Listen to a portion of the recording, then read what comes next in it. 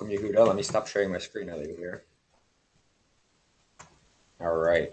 I'll give you a little warm up. Yehuda is a great guy, big fan of the EA. He has an EA, and he has a wonderful podcast that he was kind enough to host me on. And it was really great and wonderful. I appreciate that. And you're kind of the pro at this. It's like, you ever see Step Brothers? It's like, I'll interview you. Oh, we lost him. You said, as you were saying, I was the punchline. I knocked myself out of the thing trying to go full screen. There we go. Hello. Without further ado, take it away. Give us some background, perspective. Everything. My life story right now. Please. Okay, my name is Yehuda. I am from the good old town of Baltimore, Maryland. Grew up here, lived here my whole life, moved away for a couple years and moved back and been here ever since. I joined the accounting world in 2019, I think. My wife and we got married in 2017, and she had already planned for the summer to run a camp for like a summer camp. So I became the de facto CFO really quickly. And that was like my first introduction to like what I call actual money management and preparing for taxes and all of that stuff. Because of course we were like a newlywed couple and we were like, hey, what's this tax stuff that we're supposed to do? I apologize. My camera lens is bugging me. There we go. And we're back. Cleaner than ever. And then I think it was super random how I even like got specifically into taxes. I found like an online course. To this day, if you Google my name, one of the first results will be a review I left for the National Tax Training School. So it's like online course. They have like online courses on federal taxes. And I took it, and because I took it, the CPA that had filed my like 2019 return or 2018 return, he forgot to ask me about my IRA contributions. And so we missed out on the savers credit. And because I took this course, I saved money by realizing that. And then we filed an amended return and got like $300 back. So that was cool. And that was probably my first introduction into when you don't have good systems, your quality of preparation will really be not good. Lesson number 1, everyone. So that's why like nowadays, I'll get more into this later, I have a full questionnaire in Taxdome that's conditional logic that tries to include really everything up front in a way that's approachable and clients can actually, use. But then after that, I was like, hey, why don't I do taxes? Because, why not? And that's when I realized that Maryland had a specific law requiring a license. So before I could like actually participate in preparing taxes, I went ahead and studied for that test. What was really cool is you get to take Publication 17 in with you, as well as a copy of the Maryland instructions on the test. So I specifically remember like for a few months just sitting and reading Publication 17, which by the way, anyone out there, there's all these textbooks and this and that. Just read Publication 17 from cover to cover. It is a fantastic review. Highly recommend it. There's a lot of stuff in there, like a lot of little tidbits that like maybe come up more or less often that you'll always be referring back to. Even now when I have to like figure out, a dependent, whether someone's a dependent or not, like I'll look back at Publication 17 and 1040 instructions. Like this is just annually. What was that? Do they put that out annually? Pub 17 is updated every year. Yeah, usually it's probably almost out. I don't think it's out yet. Or usually it's out like it might be out actually. I don't know. Google Pub 17, see what comes up. Right. I'm looking. Yeah, it came out. I discovered this through ChatGPT. I wasn't even aware. That was basically just an overview of everything. It's just your guide to taxes. This is what the lore that I learned is that this is what they used to have in libraries, that they would just give this out for free. Oh, fun fact to everybody here. I want everyone to know this. So the IRS actually has IRS publications, mail order. You can order for free if you Google IRS publications mail order. The first link that comes up is forms and publications by U.S. mail. Need products to complete your 2025 tax return? Order tax forms. You can order forms and publications. Not Pub 17 though, because that one's I guess too big. But you can order like the 1040 instructions, and they will mail it to you for free. So There's a participant. He's not here currently, but he reads like IRS instructions. He prints them out. I have to tell him he can get them mail order. Yeah, yeah. Some forms take longer than others. What's really funny is last year, I think it was last year, I ordered a bunch, and like some of them came as like the gray, like I don't have them here. I have them at my home office, like the gray like newspaper print basically. And then some of them came, they were just like literally printed out from a printer and stapled. I'm like, there's some IRS employee who's just sitting by a photocopier, like just printing things out. Um, but yeah, it's really great. I give this advice a lot where I tell people like it's really easy to get lost on your phone, on your computer, doing this, doing that. There's something very nice about giving yourself a chance. Put away your phone, put away your computer, like go sit outside if it's nice weather, and grab the instructions for 1065 and just read it from the beginning. And you're gonna come up with lots of questions, and you're gonna come up with lots of interesting information you may not have known before. But it's just a great resource. So but back to yeah. What? I would just we're like mainly focusing on 1040s for the most part, just as like context. Oh, Probably yeah, after yeah, yeah. the season, we're gonna start in the Sure. 1040 instructions. Start there. There's so much information. There's more information than like any of us could possibly comprehend. So for certainly start there. It's just great to just read through the instructions from start to finish. A little bit of inside baseball. So my brother just got married. Was it in December?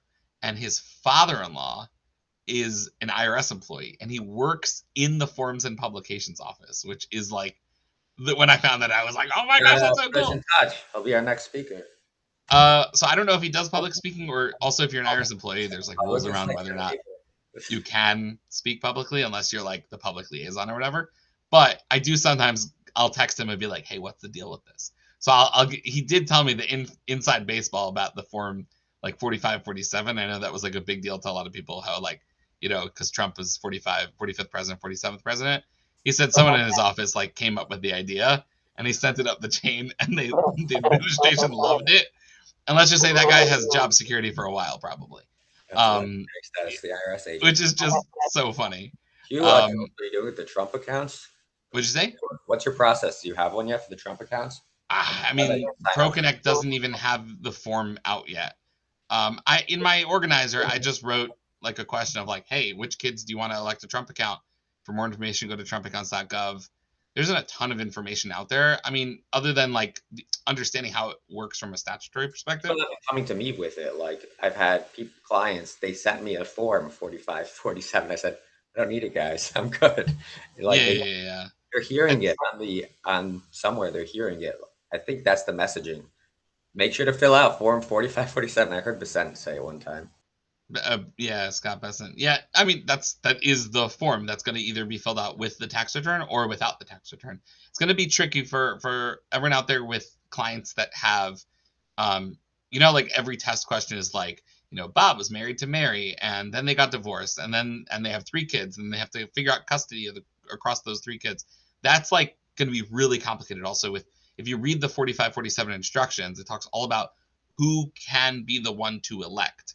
And it's not so clear cut, meaning obviously if it's your dependent, it's really simple. But when it's like split dependents or like divorced couples or anything like that, it does get much trickier. But anyways, but back to the original thing. So yeah, so I studied for that Maryland test, which was pretty cool. Got my Maryland license, license 7912. I still remember that. And I started doing taxes. It was really on the side. That was while I was like sort of figuring out my career. I didn't even learn about the enrolled agent thing until like a couple of years later. I worked at like one accounting firm for one tax season. And then I like moved over to a law firm doing accounting for them, like internal accounting, which was helpful. And all this whole time on the side, I was just sort of building up my tax practice with not so much, I didn't have so much of a vision of what it was going to be. I just more like enjoyed helping people. And that was, for me, like that was the biggest deal, being able to just be like, hey, I enjoy this. I know how to do taxes. Let me help you out. Sounds like you don't know what you're talking about. Let me do this for you. So I just built that up over time. Then just over a year ago, so April of 2021, I think it was, I did a tax season at an actual big boy accounting firm, CPA firm. worst time of my life, probably. I don't know how much y'all know about accounting firms, specifically like CPA firms. So I try not to give enrolled, some context. not enrolled agents. They have an expectation of 55 billable hours. Okay. Now I don't know how much time you spend in the office, but physically it's crazy. Like it is, you have to literally spend your whole life in the office. No sleep, no extracurricular activities. Let's just say I could not cut it. So it did not work out, and that was fine because a couple days later, literally the next day was like a miracle. A friend of mine called me and was like, "Hey, do you know about financial management, like internal accounting?" I was like, "Yeah, that's my jam." He's like, "Oh, well, I work at the startup. Could you help me out? Or would you be interested?" I was like, interesting. Let me hear. This is like right after I lost my job. I'm like, let me hear you out. This is really interesting. And I ended up starting there a week later. I don't know how much any of you have heard of Kalshi, but I was the finance manager there for 2.5 years. They're a prediction Real? market.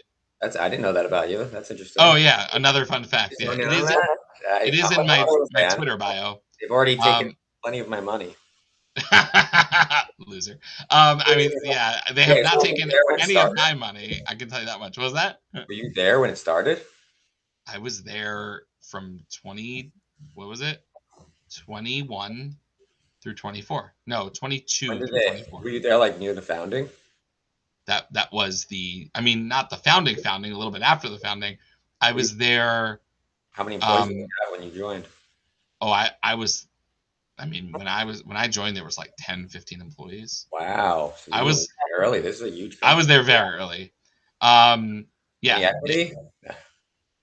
this is a sore subject, a very sore subject, because when I left, I had one share, and I still only have one share, and I will never sell that I one still share have it. because it's, let's just say, if you ever work for a startup,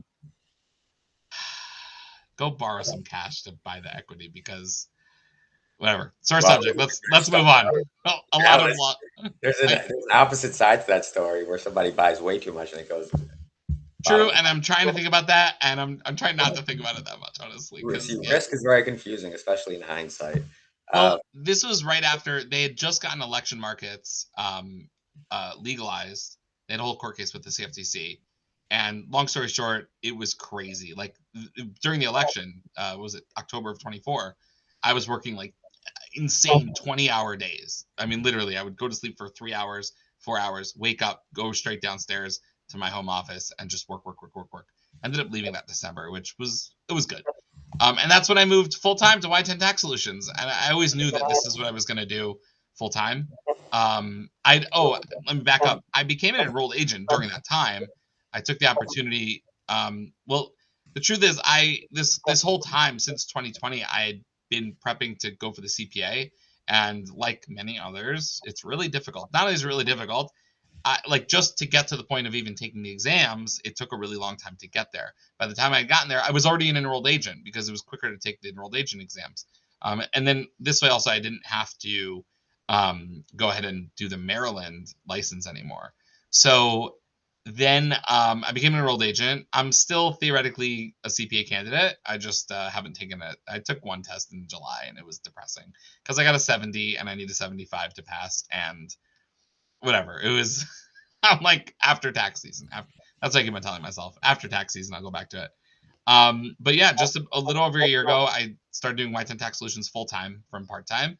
That was a big deal because I really didn't know where things were going to go. I'm still alive a year later, and we basically had groceries every week, so it was pretty good, pretty decent. I can't say it wasn't a big struggle and a lot of work, but now this is the year, in my second year full time, that I'm instituting a lot of new things in order to build and scale. So I just hired my first employee.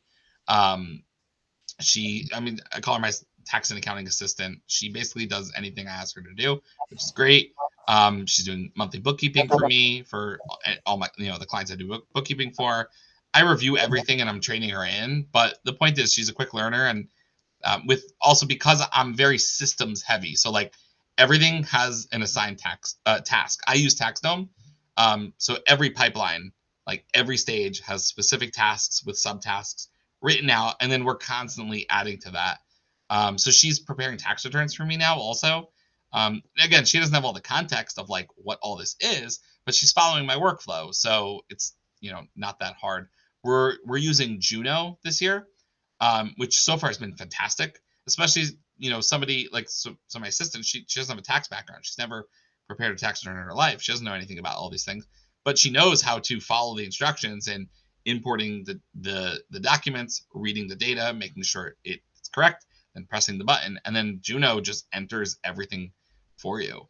And then by the time I get the tax return, it's anywhere from 70 to 90% prepared, which is really cool. If you wanted any volunteers, you could. I know you're in the group already. You could always ask. People are eager to learn, so that'd be a great opportunity for people. Oh, you're saying for prepping returns? Yeah, for that process that you have her for. If you have I mean, right now I have her, but yeah, it's something I keep in mind. Honestly, yeah. it was the hardest thing for me during the hiring process was figuring out like, how do I separate these things from myself? And to the extent that when I hired her, I did not know, like for a solid 2 weeks, I was like, what am I going to give her? Like, what work am I going to actually give her? And luckily, because it was right before tax season, I was able to give her some larger like tasks. Like I had her start by going through and creating custom checklists for all my clients, for all the tax returns for like based on the prior year documents. So that way, like this is really a new feature of TaxDome, where you can have custom checklists that you put with everyone's organizer. And that way you can, like when I get my organizer, it says, oh, here's all the forms we're expecting from you. And then as I upload my documents, I can say, oh, okay, I can check that one off. That one's this document. That one's this document. That document's not applicable. So that like a video. Have you ever thought about that? It sounds like you have a really buttoned up process. So it'd be great to like if you did a test one from start to finish. Oh, a video on that process? I mean, again, I'm also changing that process today. I just added a new stage. So like I'm maybe in the future. I have like a bunch of besides from my podcast, which is work in of itself. I have a bunch of video ideas that I have like a Google Doc that every time I think of a video idea, I'm like, oh, I should do a YouTube video on this. And then I'll write it down, and I haven't gotten to those yet. So yeah, I just have you heard of Speechify, the app? Yeah. Long time user. I mean, I don't use that much, but I ages ago I started using it. Like a writer I follow, I just basically took a video and I just clicked Speechify and shared it, and just turned it into audio with this really awesome voice that was licensed. I forget the guy's name, but he has like one of those classic voices. Such an easy thing to do. I was like, oh, I should just do like YouTube, like literally this. It takes 5 minutes. People do that all the time. I mean, it's sort of mixed in with it's mixed in with like the AI slop. It's in like a similar tier where people will just like push out tons and tons of content and questionable whether or not it's valuable. I'm sure if you're putting something out, like meaning you were what were the words that you were like, what was it about? Oh, it was an article she wrote. So I was listening to it in that way. And then I was like, oh, she would appreciate it. I speak to her sometimes. So I was like, she would appreciate it if I just like put this there. So I sent it to her. Yeah. Awesome. There's it's almost like nowadays there's almost like too much. When I started preparing for my podcast, probably one of the hardest things was figuring out not like, hey, I need a tool, let me go find a tool, but more like which tool, because there's just so many of them out there, and figure out like which one's better, which one's worse. Which by the way, talking about tax preparers, talking about going into this profession and figuring out how to stand out to other people. I just saw a TikTok the other day where someone was saying freelancing is a funny thing because when it comes down to it, it's not usually about your price. It's just your vibe. Most people are going for like, hey, what's this guy's vibe? And again, like if you get someone and their only concern is the price, probably not going to be a good client. But if their concern is like, okay, we need someone who's reasonably priced, within market range, but has a good vibe, I just spoke to somebody yesterday. A client got referred his mother to me. So the mom called and was like, hey, I need a tax return. I'm like, oh, sure. Why? And I asked her like, hey, why'd you leave your last guy? Oh, he didn't treat me nicely. I'm like, I don't know what he could have been doing, but like, again, it's just a vibe, which is why like it's important to, keep that in mind along with everything else. Again, if you're gonna go work for someone else, that's okay, you can go do that. But if you're gonna work for yourself, have a good vibe. Try to vibe well, which it's It's what people go for. At least during the sales. The good news is it's a low bar in the industry, so we'll be all right. Surprisingly enough, but I will say I have my hot take of the day. It's a low bar for a very specific reason. I don't think all these washed out, burnt out enrolled agents / CPAs / tax preparers, whatever, I don't think they started out that way. But I do believe they got to that place because they did not institute certain things. For example, proper pricing. I raised my minimum from $230 to $350 this year. That was very difficult. I also just raised my rates in general and sent proposals out up for upfront pricing this year. That was really difficult. And guess what happened? A bunch of people left. Maybe had I roped them in by saying, "Oh, you just need to pay the deposit now, and then I'll send another invoice when we finish the return in April or whatever." Maybe they would have paid me the full amount, and it would have been the same amount. But I said no. I need to redefine who I'm working with. Who I'm working with is somebody who's willing to pay me upfront. And by the way, people have asked like, "Hey, is it okay if I pay you later?" I made a few exceptions here and there. Like it's not like I can't make an exception, but I'm defining who I'm working with, because if I don't do that, those people that aren't willing to actually pay up front and pay my price, etc., they will suck all of my emotional energy out of me. And one thing I will say, excuse me, about me especially, like I am a very emotional person. I say that not in the sense of like I cry all the time, although maybe it happens. In the sense of I feel people, and that works both ways. It works for the positive. Somebody comes in my office, "Hey, I have this situation, I need help." I feel it. I feel it to the extent that I can't wait to help them. But then simultaneously, when a client messaged me, I gave a discount. Stop! Don't ever give discounts. I gave a discount to a client. She's like, she's my kid's teacher in school, so I'm like, I'll give you a $50 discount. And then she complains to me like, "Hey, I really don't like your mobile app. It's really annoying, and I don't like the reminders every 3 days." And I'm like, lady, I was really close to just like responding to her message by being like, "Yeah, so happy to give you a refund and you can go find someone else." But I held myself back and I didn't. And like that, but for that, like she says that and I feel that. Now there's other people out there that could just hear something like that and they're as cool as a cucumber. For me, I am not cool as a cucumber. I get really upset with things like this. But what's ridiculous is I'll emotionally feel the same upset with a $350 client, the same as with a $4,000 client, because I feel things. So it's like, it works both ways, which is why, back to my original point, I believe all these washed out people where the bar is so low, it's because they did not institute these things early on and they never prioritized themselves. See, what people don't realize, and I've said this before, we don't owe it just to ourselves. We owe it to our customers, because if we don't have good proper solutions that are going to help us with longevity, like upfront pricing, scheduled tax returns, package value pricing, not the whole dollar thing or hourly billing thing, which I could talk about a little bit because there are exceptions.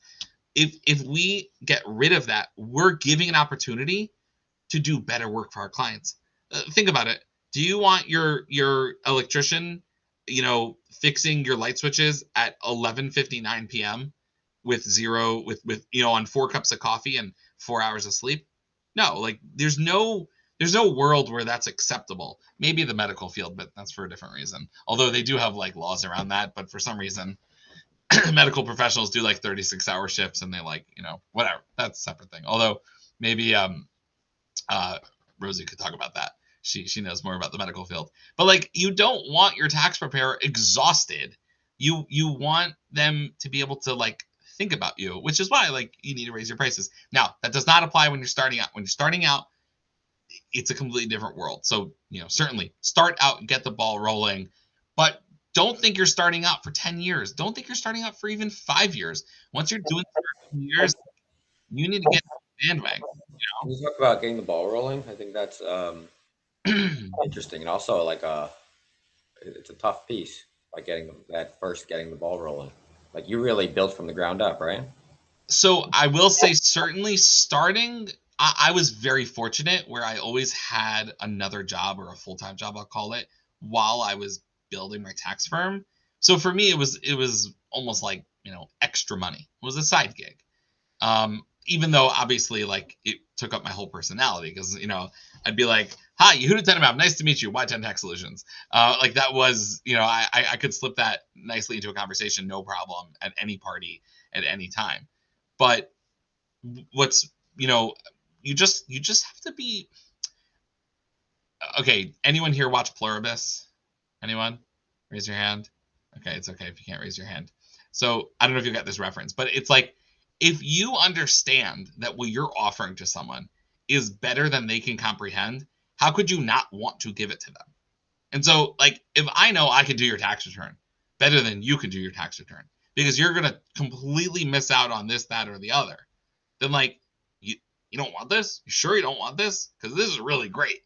And you have to come from that perspective. Not everyone, like, has, like, a certain sales engine in them. I'm, like, naturally a salesperson. I love that, like, in and out of, like, talking to a client, getting them to, like, getting to meet their need, and so for me it was very natural to get into that role. A year ago when I started doing this full time, I was joking that I was joking around that what was it, that I should get a bell, because I have a home office in my basement. I should get, like, a bell that every time I close a client, I'm gonna ring the bell and be like, "Oh, we closed another one."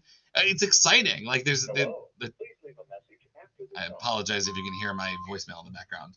Oh, gosh. Uh, like, there's a certain excitement of that chase. Now, again, to start out, I'd say, like, a couple of my tips would be, like, find some family and friends. Like, do it really cheap. Be okay with that. It's really Not free.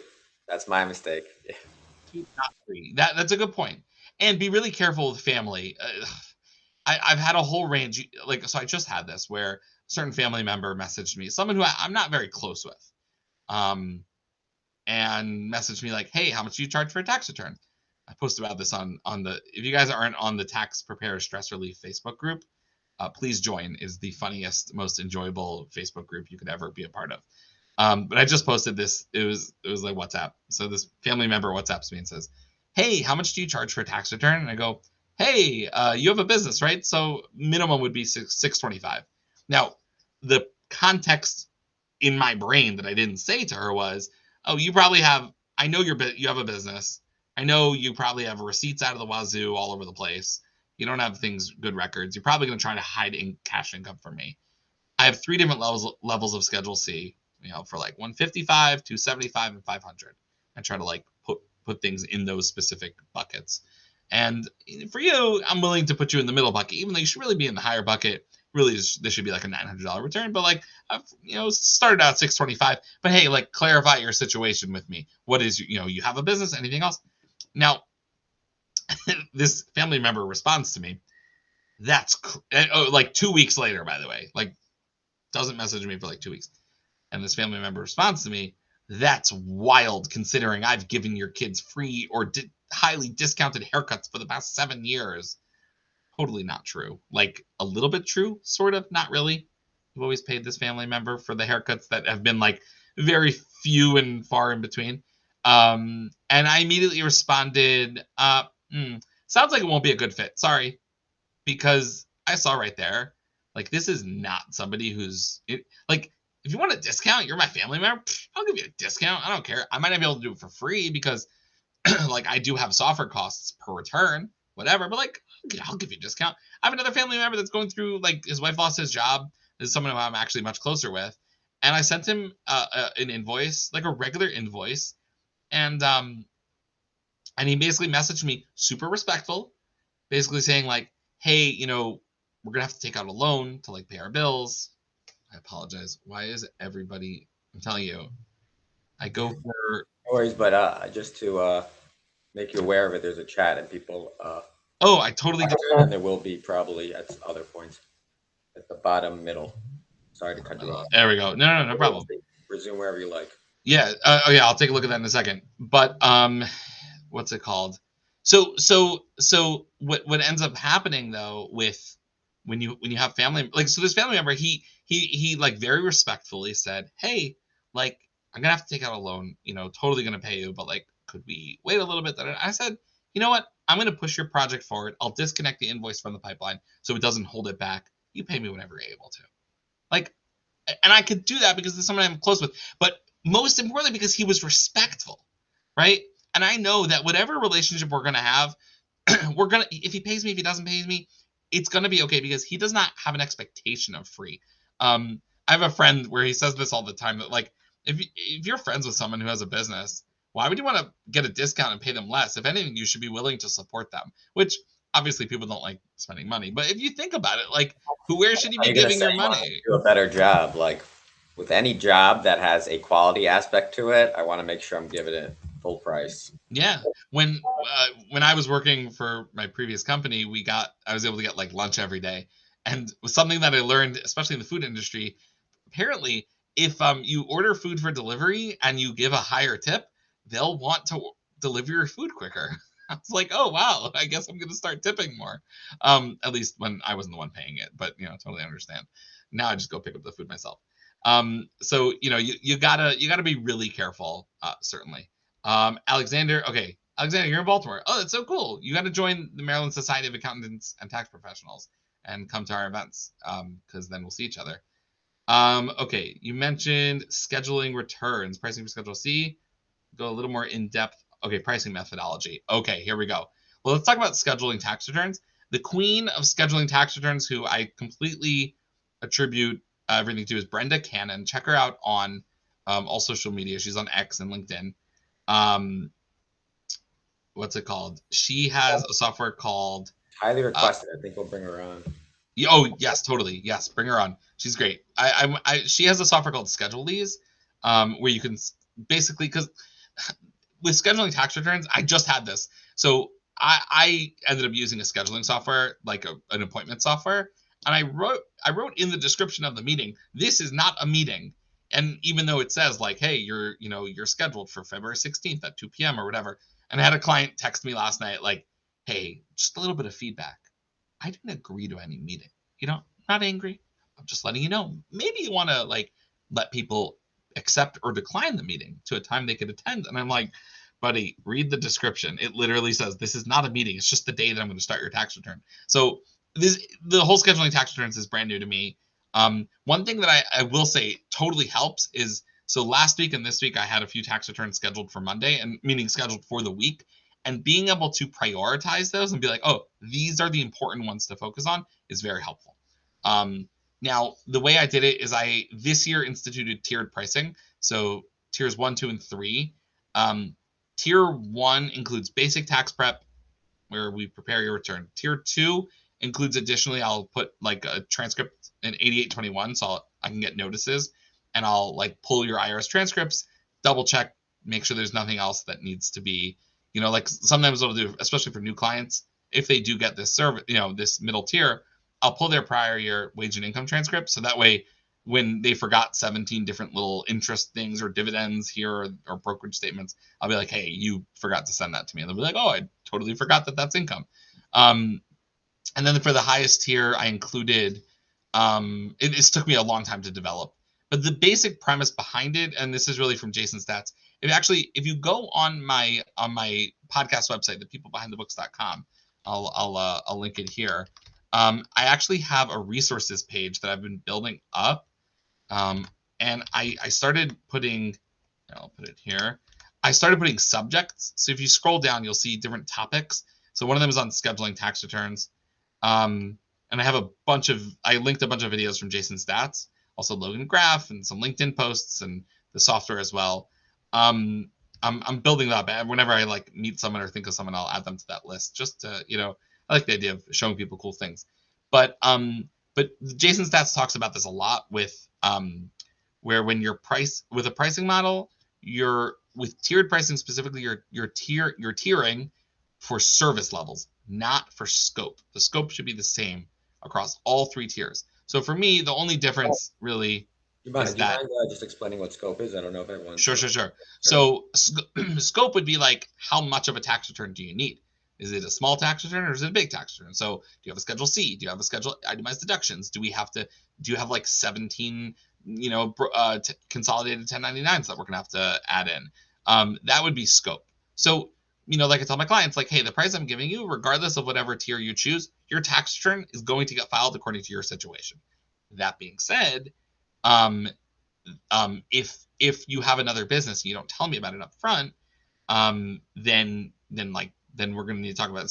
So at the beginning, what I'll do is I got this from Brad Wooten. If you guys want to check out, I did an interview with him on his YouTube series interviewing firm owners. So we spoke about this, and really I got this idea from him. I sent a message up front, basically saying like, hey, did anything change from this past year? For example, you started a business, you closed a business, you sold your house, you bought a house, you had a kid, you got married, you got divorced, anything like that. And then they'll be like, no, nothing changed, or like, yeah, I started a business, or yeah, this or that. And then I'll create their like, I have a spreadsheet that I made where I have like a specific price. I really only add prices for things that are like higher levels of complexity. For example, a Schedule C. Well, for example, itemized deductions, because now I have to start researching a bunch of different things.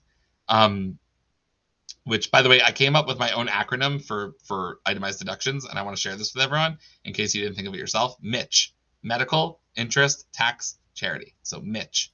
Next time, you need to remember everything on. That's really good. The going, right? It's not in order from what's on the Schedule A, but whatever, it works. MITCH. So what's it called? So right. Anything with more complexity, like a Schedule A, a lot of Schedule D, meaning Schedule D I don't particularly charge for extra. Mitch with an H because charity. Yes, that's otherwise it would be Mit. Or, I don't even know. Perfect. Thank you, Micah. But then also anything with extra levels of due diligence / compliance. So for something like a Schedule C, well, now on the 88, what's it called, on the 8867, like there's a question like, hey, did you look at that Schedule C and does everything look legit? Why is everybody calling me? I'm not answering the phone. I'm not available. Like there are extra, levels of compliance when it comes to Schedule C, to Schedule E as well, like very similarly. And I don't particularly charge for like the child tax credit, because honestly, like the software does that automatically. There's very little for me to figure out. You charge up front? Like, how do you know, or you So I have my spreadsheet, and honestly, this is honestly something I've been like developing, and I agree with. So Brad talked about this on our podcast, where I'll say it like this: I'm trying to attract clients that are looking to pay me and do great work.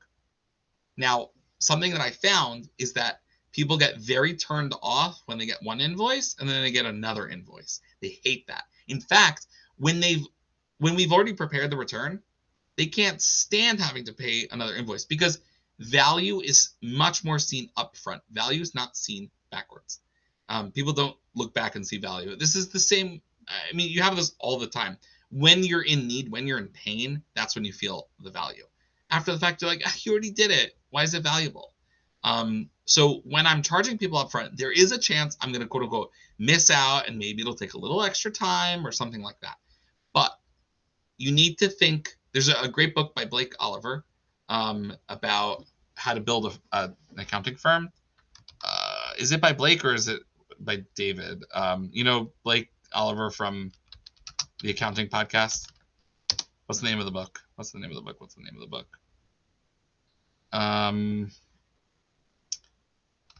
think it's him. Here, book. Here we go. Yeah, Building a Sustainable Accounting Firm: Strategies for the Modern Accounting Practice. Here, I'll link it in the show notes. That was a joke. But basically, he talks about his thesis at the beginning of the book, and he goes through a bunch. It's a good read.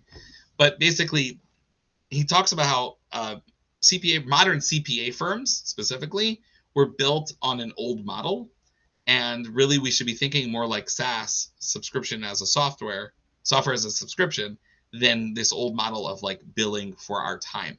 The reason is because you need to think of lifetime value of It's funny. I lifetime value. wasn't aware of the book, but that's my pricing. I Yeah, do subscription pricing. right. Now, subscription itself is a Is that little different more. than SaaS? I thought What that's was what you that? meant. I thought you were. That's what you meant by SaaS, like SaaS. So, so yes, but to an extent, it's a little trickier for when you have like an individual tax client and they're like, "Why would I pay you every month? Just do my tax return." I'm not splitting up 350 divided by 12 or something like that. But but I have started doing that for bookkeeping, or what I like to call monthly accounting, because it's not just bookkeeping. Um, well, oh, you're joking about the Klarna for taxes, but QuickBooks just sent out an email yesterday that they're adding Affirm as a payment method, which means now everyone can take out an extra. You can split your, QuickBooks invoice into 17 payments of $3 or something like that. You can turn it off, whatever. There was a whole discussion about it on X. See X for details. But so what were we talking about when it comes to? We're talking about pricing. So you want to think about the lifetime value of a customer, right? The greatest thing about the about tax returns is that they are a yearly thing. Well, I want to have a very high retention rate because your best clients are your current clients. And so you need to think, what can I do to give them the best possible experience? Number one, upfront pricing. Boo-hoo. If I spend a little bit more time on them, that is a cost of acquisition and retention, right? Because it's much easier to sell to your current clients and get that recurring revenue every year and building that trust, and it becomes easier and easier. When I pull up my spreadsheet and somebody calls me and I price out a tax return based on my spreadsheet, I might adjust it here or there depending on some factors. Like, meaning I'm going to start with like, okay, I charge X dollars. Like I have a whole spreadsheet where I charge a certain amount of money per like thing. The base price is $350 and then $155 for a simple Schedule C where it's just a 1099, no expenses. And then, if you're going to have more complicated with like miles and expenses, then we're going to go up a level from there to $275. And then if it's like a full blown actual business with like books, then it's going to be $500. And that does not include the cleanup. Cleanup is a separate thing because if you don't know how to do bookkeeping, then what in the world are you doing as a business owner? Because yeah. But I'm going to start from there, and then I send them a proposal with tiered pricing. And here's the most amazing thing is my tiered pricing goes $350 and then $275 up from there. And then it's like a full 1,000 from the first tier. So then it's like another, I can't do math in my head because I'm an accountant and I use a calculator professionally. So it's like 275 and then 1,000 minus 275 and then another 725 up from there. So I've had like 5 people. I was blown away at this. I've had like 5 different clients upgrade to the middle tier, voluntarily pay me more money for what I'm going to call the same service I was really giving last year. It's just now I'm telling the people, whoever chooses the first tier, like, sorry, buddy, you don't get the same level of service I was giving last year, because last year I was putting transcript 8821s on every single client, and that was ridiculous. Like, I mean, I liked doing that, and honestly, I want to make that a mandatory thing at some point, because like I want to be able to pull your transcript because I want an accurate tax return the first time, and I don't want that to be an extra thing. I want that to be part of the package. But it is what it is. We'll figure it out. That being said, you have to think about pricing where you're not just thinking about, okay, how much does H&R Block charge? How much does TurboTax charge? You can't just think about it. You have to think about, what do I charge? What what is my value? Which again, you're building up that value over time. So like, also don't sweat it. If you're starting out, go do a tax return for $100. Go do it. It's fine. Don't do it next year for $100. Once you've done 10 tax returns, charge $200. Like, go from there. Obviously, certain things take certain experience. It's going to take time to develop that. But don't be afraid to like build up as you go along. It's really, really important to keep that in mind. I raised my minimum from 230 to 350. It was really difficult. I had a lot of clients leaving. But you know what I realized is, I have one client that just emailed me yesterday saying, "Oh, we're going to get a different accountant." And I realized, like, this is a guy who I took his phone calls all the time. And last year I was charging hourly. So like, I really should have added that to the time I spent on the return. He saw that as a zero value add. Like, my availability to him was worth nothing. So the fact that I was charging more, he was just a price shopper, and I get it. He didn't make that much money, and whatever. Like, we all got to do what we got to do. Where do you source clients from? Like, is it locally? Is it online, like all over the U.S.? So I'm willing to talk to anyone, that's for sure. Historically, mostly referrals. Most of my clients are in Maryland. Okay. So is the Locally. pricing like affected based on the region, you think? So it can be different, but I mean, I don't know. Nowadays, everybody's universal. We're enrolled agents. Yeah. We're credentialed in all we're in all 50 states. Yeah. So My minimum's 600. Sounds like we have a similar clientele. I don't usually get too much pushback. Occasionally I do. for if I came to you with one W-2, it'd be 600. Yeah. Well, Awesome. probably wouldn't be a fit, but yeah. But honestly, I think I mentioned this in your podcast. Yeah. That basically everything's so complicated now. That's so rare to have just Oh, one. 100%. 100%.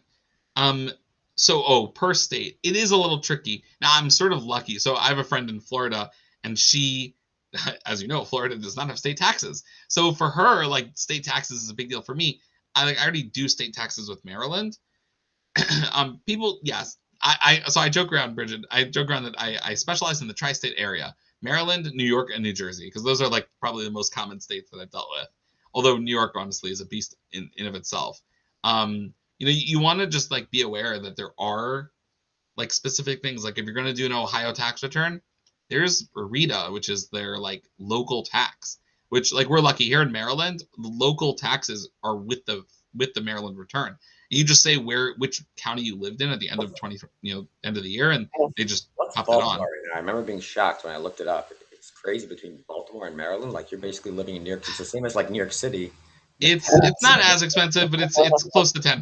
If you're making real money, like you're paying close to it's 3.2% in Baltimore City flat rate, and then Maryland is progressive tax rates between 4 and like 6%. New York City is like under 4%, and New York is like 6%. It ends up being about 10. Yeah. Listen, hey, we got to live in Maryland, Yeah, we have better real estate prices. Yeah, sure.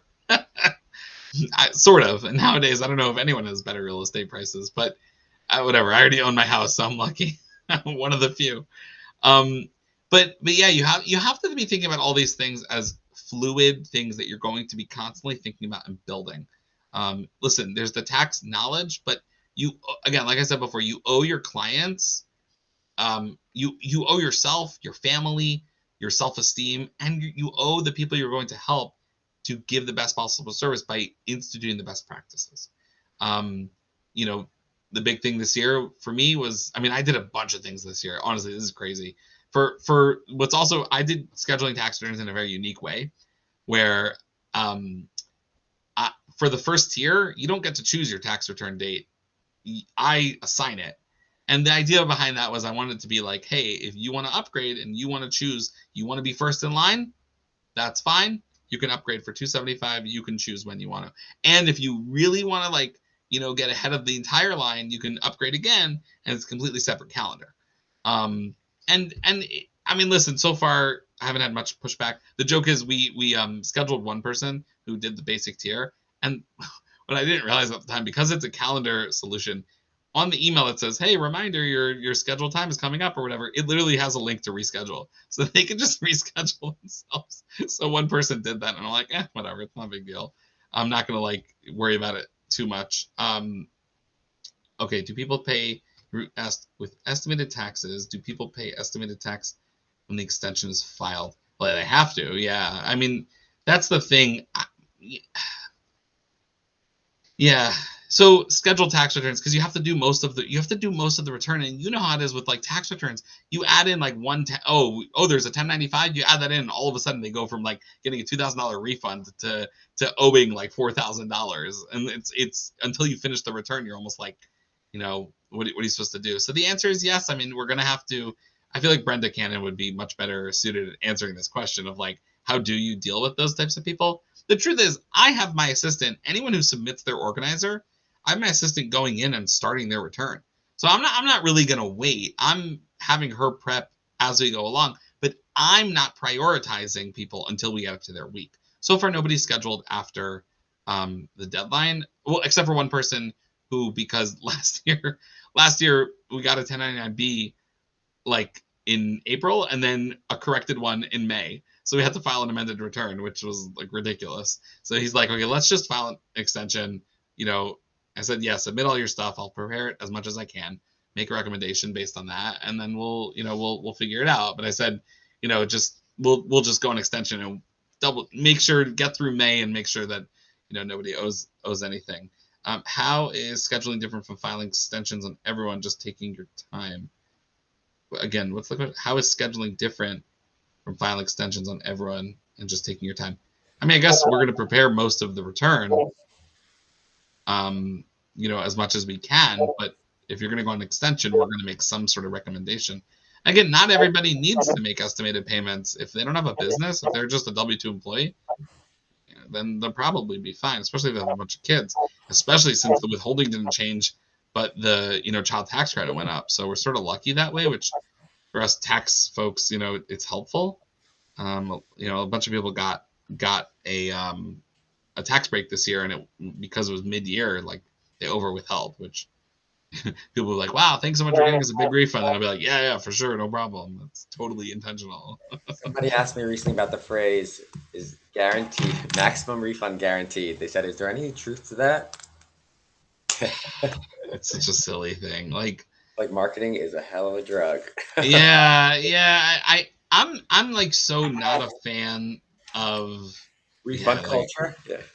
Well, not refund culture, but I'm not a fan of pretending something is one thing when it's really something else. Right, it's your free money. Yeah, I mean, unless it's the earned income credit, which, oh my gosh, by the way, be really careful. I had a client in 2022. He wasn't eligible for the earned income credit because he got his social line of 22, which was like in 23. But then in my software, I forgot to flip the switch and say that he was eligible for the earned income tax credit. And we forgot to claim the earned income tax credit for 23 and 24. We're amending, but we missed out on $14,000 of earned income tax credit, which I'm like, yeah, ouch indeed. I was like, when I saw that, we actually got a notice from the IRS being like, hey, it looks like you forgot to file the earned income tax credit. You might be eligible for that. And I don't know why they only sent it for 24, not 23. But luckily I had the authority. They overdo those. I mean, I see those all the time. They send them to a lot of people. Yeah. Listen, I'm happy they did in my case because I immediately ran to my office and was like, what in the world happened? I had to like do a deep dive and I figured it out. And it was also because this client was so messy and all over the place, and because I was early stages and I hadn't instituted proper, like proper workflows. Like he sent me. I remember we also forgot to claim a kid in 23. Why? Because he sent me the kid's info with his 22 returns info. So then I forgot to download it into the 23 folder, and I left it in the 22 folder, and then forgot to look. Like it was like.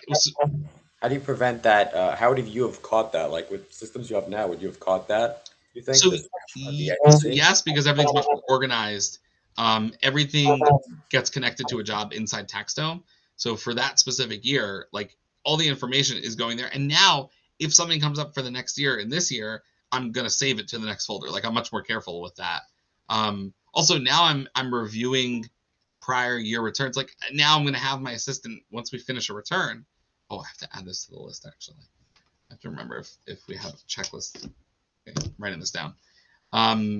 Okay, TaxDome is not crazy expensive, especially if you're just one person. But it depends. It depends what you're doing. If you're gonna do TaxDome, I'll talk about that briefly because I think everyone wants to go eat lunch or whatever. I gotta hop off at 3, but please stay and take questions. Well, I'll say real quick, and then I'll go answer the 17 phone calls I've gotten somehow. I never get phone calls. All of a sudden, everybody calls me. TaxDome, totally worth it. It's an all-in-one platform, so you really don't have to have 17 different tools. But you can always DM me. I'm always happy to talk about that more. It depends what stage you're up to. If you only have 5 tax returns, like don't run to TaxDome. But if you're building, you're like, oh, I'm going to go from 25 to 75 tax returns. I'm like, yeah, you have to have proper workflows to make sure you don't miss things. So that's what I would end with. I'm on the TaxDome community a lot also. So on Facebook, and also they have their own community just like this one. So if you ever have any questions TaxDome related, happy to answer that. But that's my story in a nutshell. It was great hanging out with everybody. Please don't be a stranger. I answer my phone and messages way more than I probably should. So, please reach out if you ever have any questions or need advice or. What's the best way? Yeah. What's the best way to reach you for people in the group? I mean, you could. I think you could just message me right here in Circle because Awesome. I actually get notifications for that. So, Nice. Right. Yeah, that'd so be the best. In the group, there are a number of people that I've labeled as visitors that you can DM. So Amazing. All right, thank you so much, Yehuda. It was really awesome for you, and I appreciate it. Yeah, thanks so much, Micah. All right. Have a great day, everyone.